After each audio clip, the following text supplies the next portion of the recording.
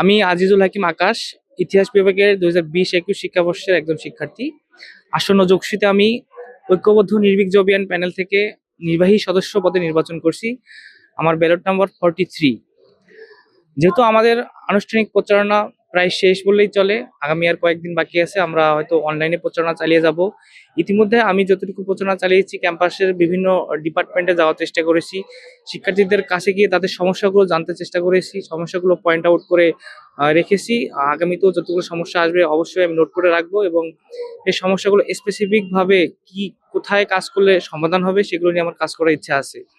আমি যদি স্পেসিফিকলি বলি, বিভিন্ন বিষয় যেমন আমাদের বিভাগীয় একাডেমিক ক্যালেন্ডারের ব্যাপারটি যদি বলি, আসলে অনেক ডিপার্টমেন্টে দেখবেন যে কখন আমাদের পরীক্ষা হবে, কখন মিড, শিক্ষার্থীদের সাথে শিক্ষকদের একটি সমন্বয়হীনতা দেখা যায়।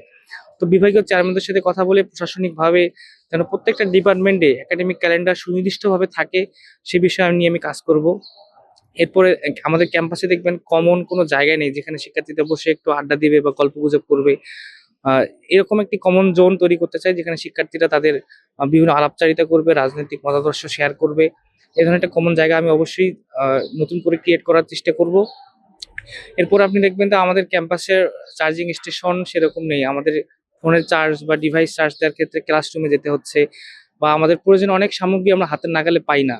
তো এই ছোটখাটো বিষয়গুলো নিয়ে আমার কাজ করার ইচ্ছা আছে। পাশাপাশি আমি সদস্য পদে যেহেতু নির্বাচন করছি, সদস্য পদ থেকে সকল বিষয় নিয়ে কাজ করার আমার এখতিয়ার রয়েছে, এবং আমি আগামীতে করব।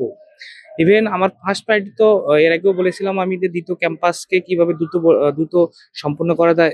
সেনাবাহিনীর হাত থেকে যে দুটি কাজ সেনাবাহিনীর হাতে গিয়েছে, তো ছোট্ট একটা টিম কাজ করছে, এই টিমটাকে কিভাবে বর্ধিত করা যায়, দ্রুত কাজ সম্পূর্ণ করা যায়, সেই বিষয়ে আমি অবশ্যই পদক্ষেপ নিব। সম্পূরক বৃত্তির ব্যাপারেও আমার কাজ করার ইচ্ছা আছে, এটিকে কিভাবে দীর্ঘমেয়াদী বর্ধিত করা যায় সে ব্যাপারে কাজ করব। এরপরে ক্যাম্পাসে ইন্টারনাল যে কোনো সমস্যা যেটি সামনে আসুক, সেগুলোকে নিয়ে শিক্ষার্থীদের স্বার্থে আমি কাজ করতে চাই। এবং এতদিন যতটুকু কাজ করতে পেরেছি, আমি শিক্ষার্থীদের কাছে যথেষ্ট সাড়া পেয়েছি, এবং তারা বলেছে যে হ্যাঁ, আমাদের ঐক্যবদ্ধ নির্ভীক যে মেন প্যানেল সহ আমাকে তারা সাদরে গ্রহণ করেছে, এবং 30 তারিখ হয়তো বা সেটির প্রমাণ আমরা পেয়ে যাবো ইনশাল্লাহ।